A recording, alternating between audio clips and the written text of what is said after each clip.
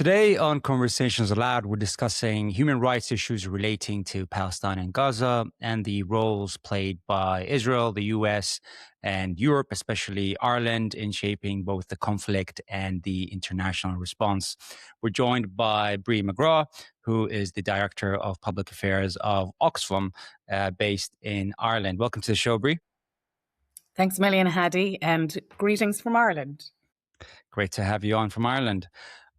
So, Brie, I mean, when you look at modern conflicts like Gaza, do you see historical parallels in how the state justify authority and control over populations, especially coming from a place like Ireland, where we see Ireland is taking a very different approach?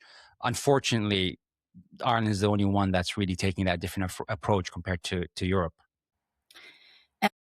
Well, I suppose as a student of history, one will always say at the start that every situation, every conflict, etc., has its own specific context, etc. But really, the parallels are kind of clear in some ways from the dawn of time, and then particularly in modern life. So modern states increasingly governed through what they call emergency powers, a kind of a state of exception. And I suppose Gaza is well known to be in a permanent state of exception.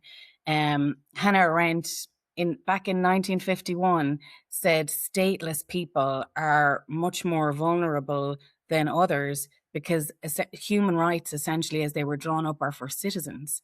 So where's the sovereign power to protect Palestinians? There isn't one. And then even recently and historically, if you look back at South Africa's apartheid regime, for example, they used, again, emergency powers, justifications in relation to security. A kind of obvious parallel in some ways is after the Reichstag fire in Germany and what was done off the basis of perceived security threat there. The Bengal famine in 1943, we saw the Churchill's war cabinet divert food away from Indians explicitly for the security reasons of the wartime effort. In the Warsaw Ghetto, at around a similar time, food was deliberately restricted as part of, again, security operation. Speaking from Ireland, we've had a long, I suppose it's an 800 years up until 1922 for the Republic of Ireland anyway, colonial history, or where we were colonized by the United Kingdom. And some of the parallels that I can think of there are the coercion acts of the late 19th century and into the 20th century. And they were orchestrated originally, particularly in 1881 by Balfour. Incidentally, the same Balfour of the 1917 Balfour Declaration. So I suppose it's all connected. And in these coercion acts, emergency powers were used for curfews, detention without trial, collective punishments, etc. And I suppose the key question is not whether the security threats existed. They clearly did, right? And I mean, there's another question underneath that, which is why did the security threats exist?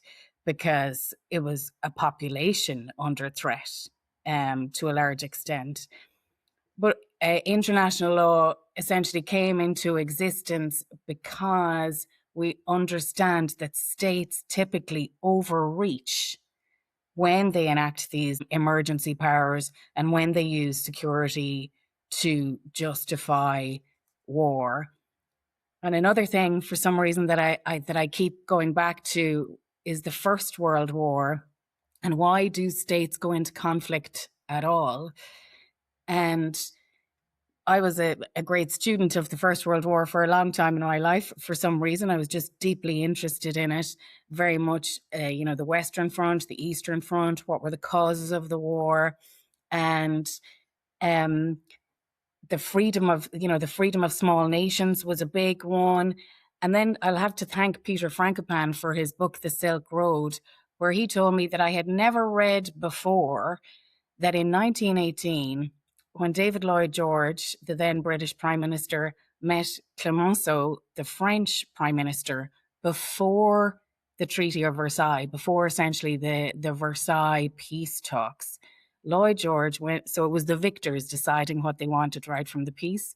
And Lloyd George said to Clemenceau, the first thing he said when he walked in, he said, "I want Mosul."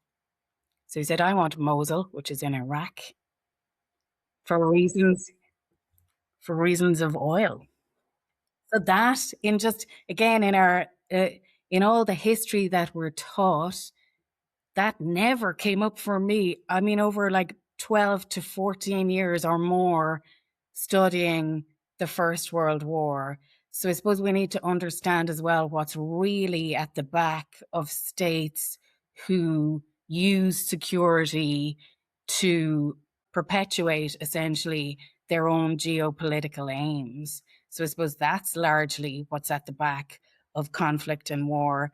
And if you look at Gaza and the occupied Palestinian territories now, I mean, we know from the Lancet early last year that life expectancy in Gaza before 2023 was about 75 years. Then 12 months later, it was 40.5 years. I think it's by a long distance the lowest life expectancy of anywhere in the world. And that was only 12 months into the latest conflict. And then what you have to look at there is that a security operation, or is that the deliberate destruction of a population? And those numbers, which are actually greater than the life expectancy drop that happened during the Rwandan genocide, tell their own very sad story. Yeah. It's it's it's it's insane how after our history, where we've seen so many catastrophes happen, that in this day and age we are seeing one live happen, and the reaction is not what you would expect. I mean, from my side, it's not what you expect, but from your side, Europe's reaction. Were you surprised by how they reacted, or given the history of Palestine and Gaza and West Bank, this was kind of expected? Okay, that's a good question. From an Irish perspective, I suppose we're surprised by how Europe reacted in the round, because Ireland is fairly clear on where it stands in this particular historical and current discussion. The Irish people, by and large, stand by the Palestinians because we have an appreciation and an understanding of dispossession, right? We have an appreciation and understanding of famine and deliberate man-made famine. It's in our DNA. I must say, I still manage to be surprised by the European Union, because we're always told, and it is largely true, that the European Union was one of the greatest peace projects of our time. And I think that is true. But it's when it comes to the EU as an external actor, it leaves a lot to be desired. It's difficult for particular countries like Ireland to understand exactly why Germany, for example, takes the stance that it does. We refuse to be labeled as Ireland or as Irish people anti-Semitic. Like, we in no way equate a truthful estimation and assessment of the actions of the Israeli Defense Force and the Israeli government is in no way connected with how anyone would view an entire religion. So that is strange to us. And like on the EU-Israel trade agreement, for example, at the height of the genocide, the EU's High Representative Kaja Kallas went to Tel Aviv. Number one, I was shocked as a citizen of the EU why she was in Tel Aviv. It should have been essentially a place that she shouldn't have gone to at the time. And she said very early on in her speech, "I'm kind of glad to be here. Israel is a good partner of the European Union." Now, as a citizen of the European Union, I was aghast at that. She was saying that in my name, and that is severely problematic, Then when you look across, so Ireland and Spain have been calling from very early on for a suspension of the EU-Israel Association Agreement or trade agreement based on Article 2 of that agreement, which expressly talks about human rights. So there are very clear legal grounds to suspend that agreement, and still Europe cannot agree to do that. Now, this is a union that it expressly talks about human rights, democracy, the rule of law, poverty reduction, leaving no one behind. So all its values, all its core, everything that it writes down should have it standing up and screaming in the face of a genocide, essentially on its doorstep. And still the union continues to trade with the power that most or quite a significant amount of scholars have. And the Irish government have no problem saying that it was a genocide. The Irish government talk about war crimes. The Irish government talk about deliberate using starvation as a weapon of war. So when a country is doing that, and the union that we are proud to be part of, and to be fair to the European Union, Ireland only ever in some ways reached its full independence or close to it when we joined the European Union. Up until then, we were still economically and otherwise and politically under the control of the United Kingdom, no matter how free we were on paper. So regional integration is a powerful tool, I genuinely believe, especially against the hegemons of the world, of the huge power blocks. And the EU largely is a force for good. But it was tested really recently and tested repeatedly, I would say, on an existential question, which is the EU-Israel trade agreement. And it has repeatedly come up short. And that, again, is in the face of civilians and citizen marches all across the European Union saying, not in my name, you cannot do this in my name. There equally are countries that continue to sell arms to Israel. So the complicity goes beyond trade. It goes to actively contributing to these crimes against the Palestinian people. So this plays out on a country by country basis across the European Union. For big ticket items, you have to have unanimity, especially on foreign policy. And it's really hard to get unanimity. Geez, you'd think you'd be able to get unanimity when there is a genocide, and Europe can't. So previously and generally proud European in the sense of what the European Union purports to stand for, I find it deeply disappointing and really worrisome, not just for this conflict or whatever you want to call it, for the next one, And what does it mean for human rights? What does it mean for citizens' rights? What does it mean for humanitarian law, both within Europe and outside of Europe? Because if values are something that you just write in a treaty and leave there, then why did we all come together in the first place?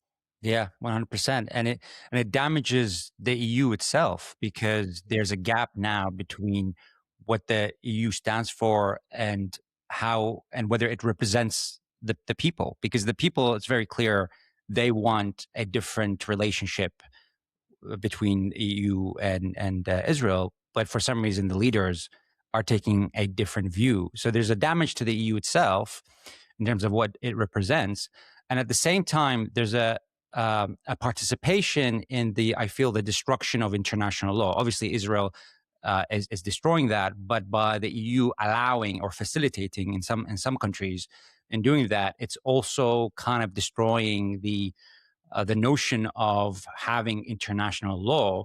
And instead, we're in a world where power is what matters, not international law. Well, you're absolutely right. On the first point, so in Oxfam Ireland and in preparation for Ireland's soon-to-be presidency of the same European Union, we conducted a number of exercises in all 4 provinces in Ireland with young people called The Europe That We Want. So we asked the young people to describe the Europe that they wanted, to prioritise those descriptions, and to provide policy solutions to the issues that they had. And you'd think maybe young people would be interested in digital rights, which they were, climate change, which they were, the cost of housing and the cost of rent, which they absolutely were. But in every single place that we went, number one was Gaza. Number one was moral leadership. So they felt somewhere along the lines that Ireland particularly and Europe, that as European citizens, they could feel themselves reflected in the decisions, largely, not perfectly, but largely, of European leaders. And they don't feel that anymore. And I said to one of them, I said, oh, and people are losing, like young people are really losing faith in institutions now. She said, we've lost faith. So I understand that. And I do find it interesting that particularly the young people of Ireland are willing to put this sense of moral leadership higher than their own like individual pockets, so to speak, or, their own economic interests. So strongly do they feel it. And on to your second point in relation to international law, and again, the European Union's sad role that it's now playing in essentially the demise or possibly the death of international law, right? I don't want to say that in some ways because you don't want to give up, on rights and ideas that were hard fought over hundreds of years in many cases, and that very specifically over 50 to 70 years or more. But I think of Conor Greerty, who was an Irish academic, a legal academic in the London School of Economics, who sadly died recently. And in his last book, he said, and he's a scholar of international law, he said, it's depressingly clear that with Gaza, that international law is having zero effect on Israel. Now, this is somebody whose entire academic and scholarly lifetime was devoted to international law. So does international law exist anymore? I mean, it exists in the architecture. It exists on paper, like we said before. But in terms of enforcement, it's impossible to see. So, like, does international law provide the answer right now? I think it's clear for us all to see that the short answer is no. And maybe a more correct way of looking at it is that weak states have to comply with international law, but the powerful or those with powerful friends can either straight up ignore it or negotiate their way out of it. So we do have, I mean, there are not that many, right, examples throughout time of the successful application of international law in terms of big ticket items. The Nuremberg trials is a fairly obvious one. The International Criminal Tribunal for the former Yugoslavia was a really interesting one in terms of the prosecution of Slobodan Milosevic and then Radovan Karadzic getting life imprisoned, albeit 25 years later, right? But still for the Srebrenica massacre. So I think that was really important. But then look really recently, in January 2024, the International Court of Justice ruled on South Africa versus Israel, where they said essentially that it was plausible that genocide was taking place, but it wanted more evidence. And it said, okay, Israel, now you have to stop doing this. You have to prevent it happening from now on. And you have to even gather evidence in order that we can prosecute people down the line. I don't see that made a blind bit of difference to Israel and its allies. Then in July of that same year, the same International Court of Justice, whose opinions essentially are international law, said the occupation of the occupied Palestinian territories, essentially the West Bank, Gaza, and East Jerusalem, that's illegal. That's an illegal occupation. And therefore, any other country that does essentially any economic activity with the occupied Palestinian territories must desist. Now, again, show me the countries that have stopped trading with the occupied Palestinian territories on the basis of that very clear ruling. Right now, in fact, in the Irish Parliament, the Irish government has put forward its version of what we call the Occupied Territories Bill.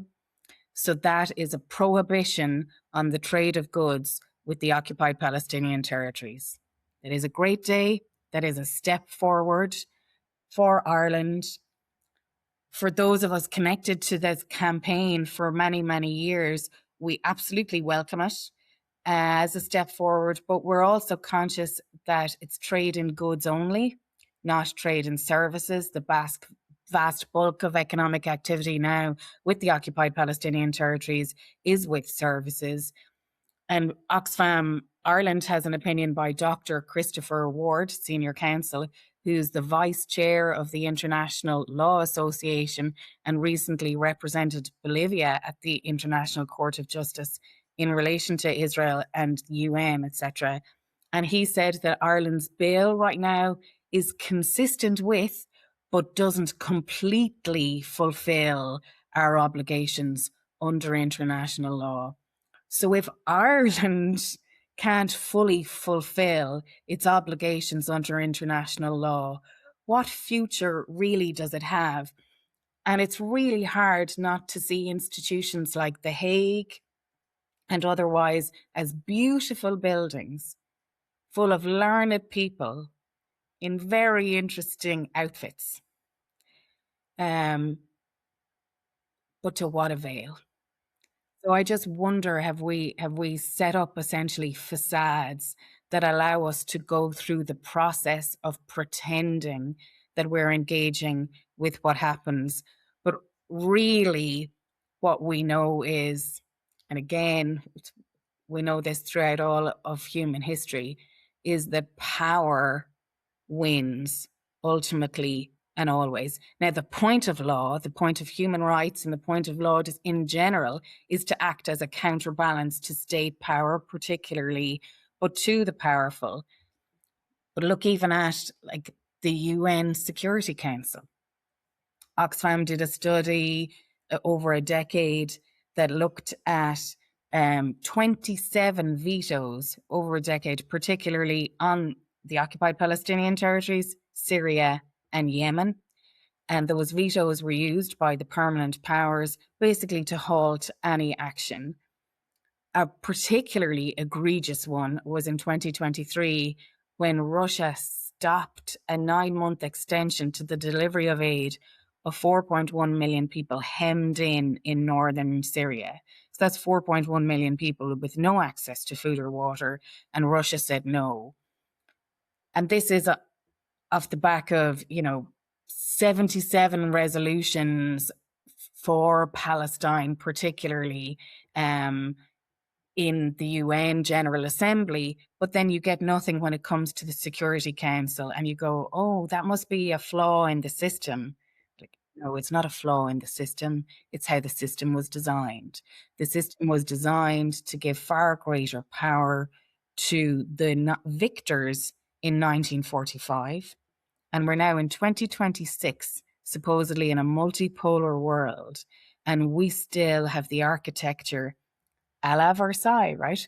We still have the architecture that was designed by the winners in 1945 with a vastly disproportionate voice. And if the UN was designed to do anything in 1945, it was to guarantee peace, as the UN guaranteed peace. Now, if you say that in certain quarters, you get decried as someone who doesn't appreciate the great work of the UN in relation to the Sustainable Development Goals, peace building all over the world. Like, we're very proud peacekeepers, particularly in Ireland. So you can love the UN in the same way as you can love the European Union and all that it was meant to be. But you have to open your eyes and be clear-sighted and understand how it operates in reality, because there's no point holding on to the UN Declaration of Human Rights or the founding treaties of the European Union and telling yourself that that's enough, because it so self-evidently isn't. So I suppose, what are we saying here? A clear gap between what we say we do and what we actually do. and an unwillingness to face up to the truth and the flaws within ourselves. And maybe that's an aspect of the human condition, right? Um, we all of us can have an idealized version of ourselves, not to mention of institutions. But the institutions are failing. The young people know. And I think across the world, people increasingly know. Like, we know now, for example, that 75% of the world lives in an authoritarian regime. That's according to VDEM. That's the highest amount of authoritarianism globally since 1986. And that was before the fall of the Berlin Wall.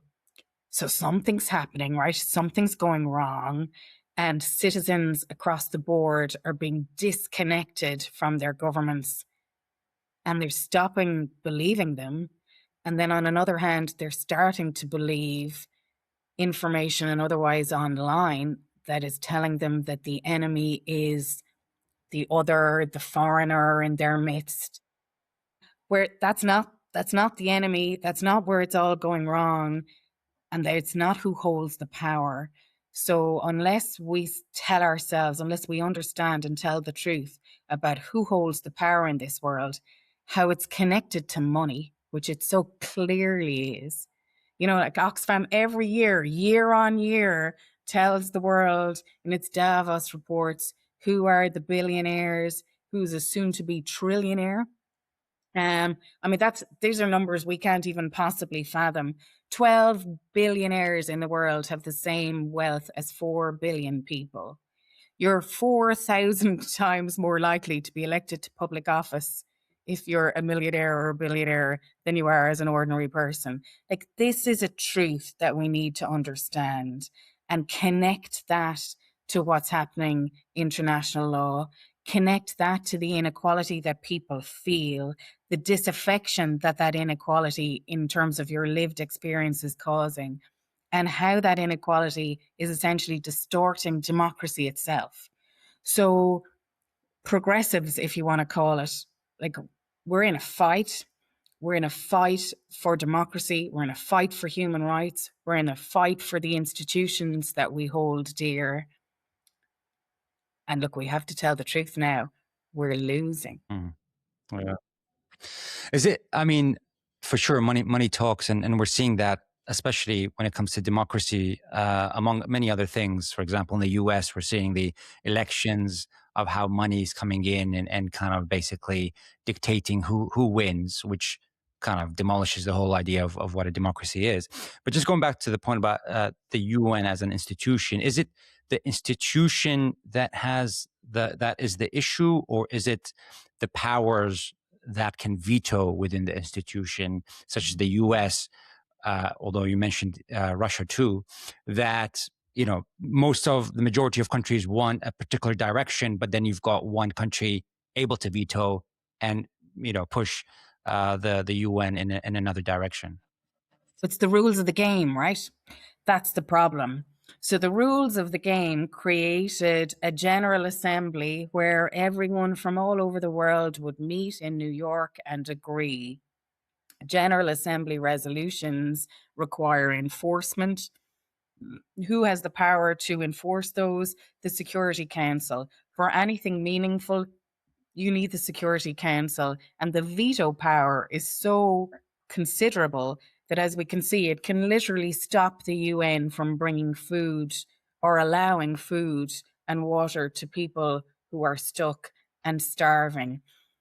So, like, and where's the African permanent seat on the Security Council, for example?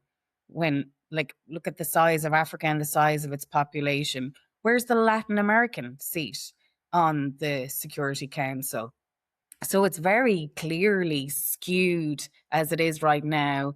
And UN reform, right, it's a very complicated thing, but there are mechanisms whereby it can be done. I suppose it takes everybody who isn't a permanent member of the Security Council to come together and to say, this is not what we are asking for or requesting. We are claiming our place, not asking for it.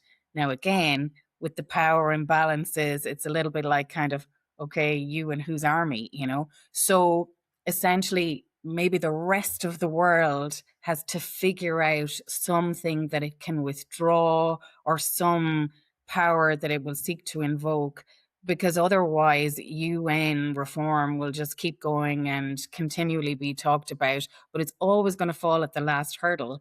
Because I suppose if the guys who have the veto can veto the reform, right, you're really stuck there. So it's not that there was a problem necessarily at the heart of the United Nations in terms of what it truly stands for in the round.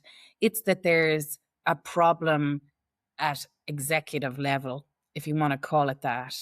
And the mechanisms have to be changed just to deal with the world as it is.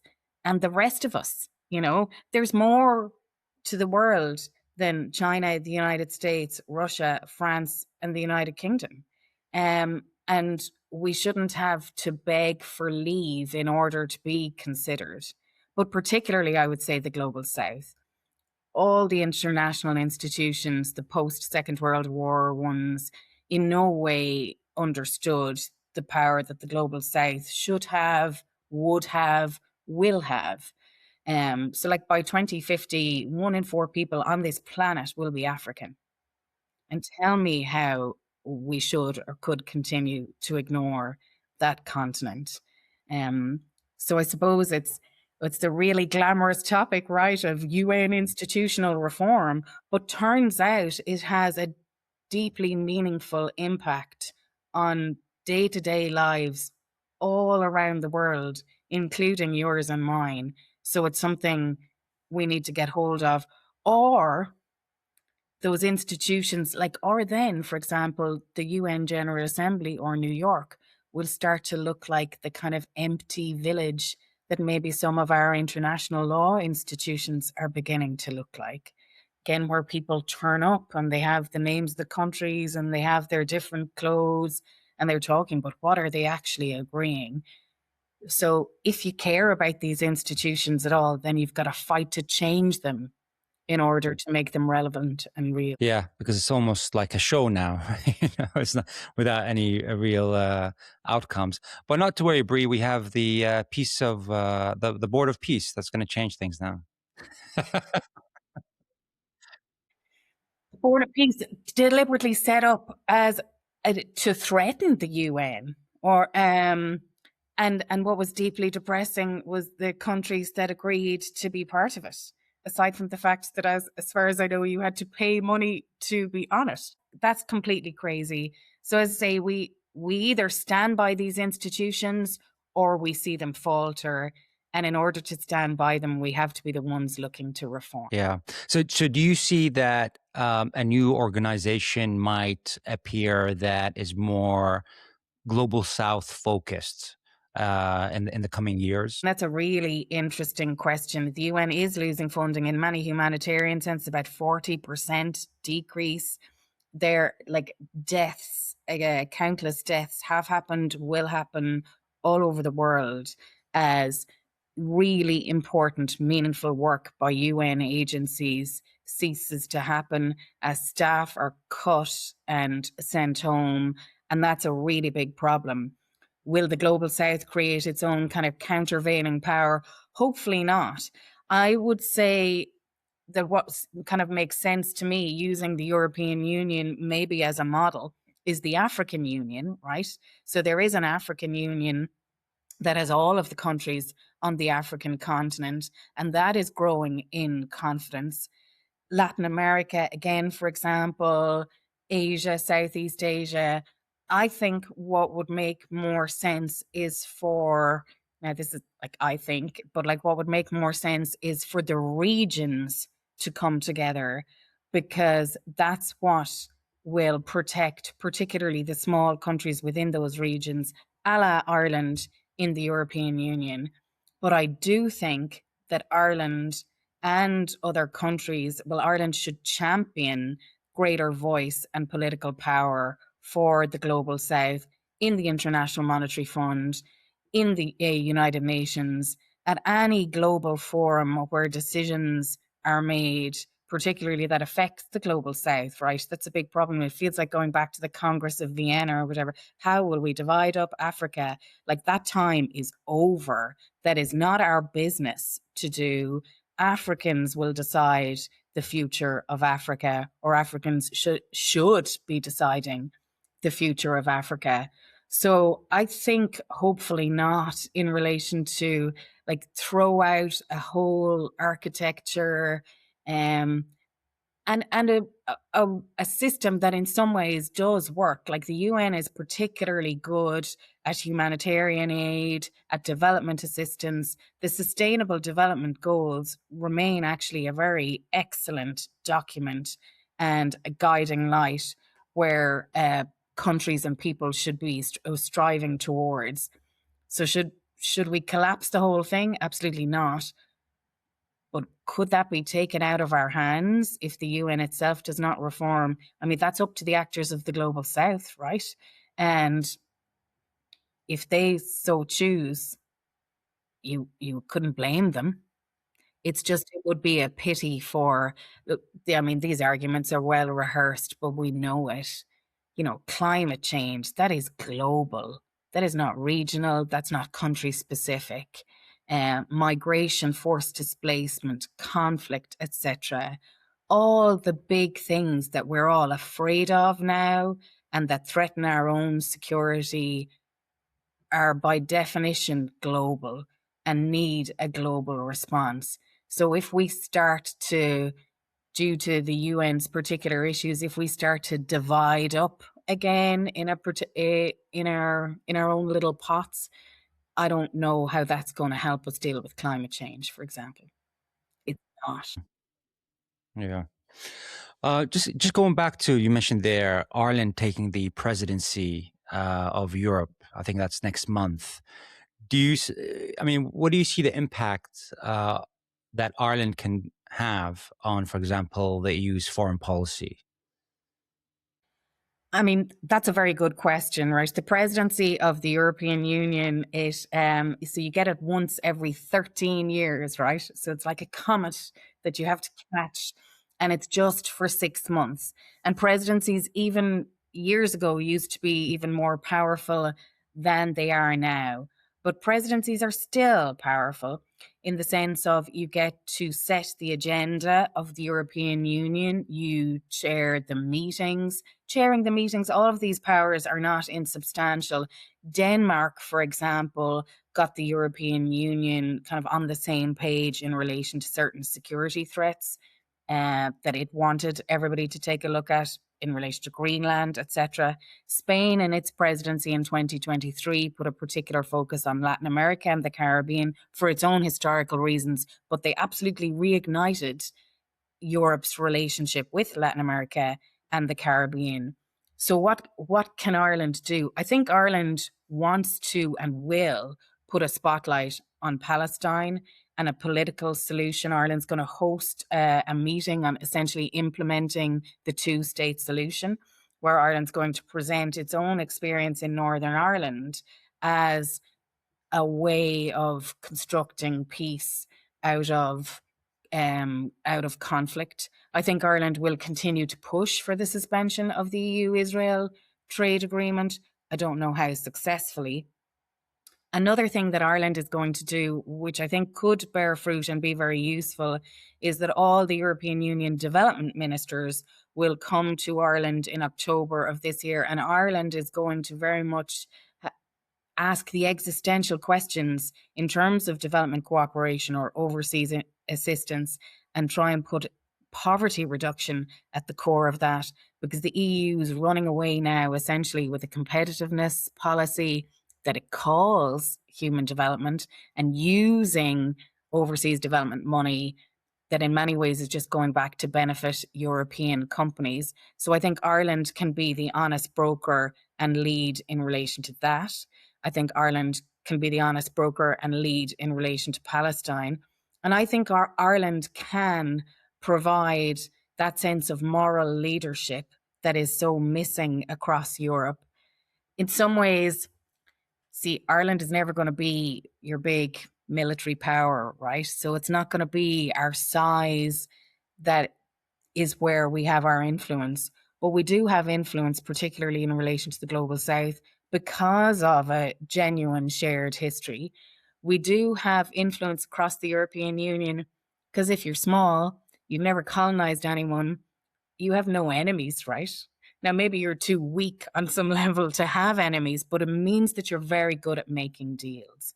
And in a European Union that, as we can see, is quite divided, I think Ireland can step up and make the deals. And I suppose what we would say is that Ireland then needs to help the European Union to act, to stand by its values, particularly when there's a perceived or real cost to living those values.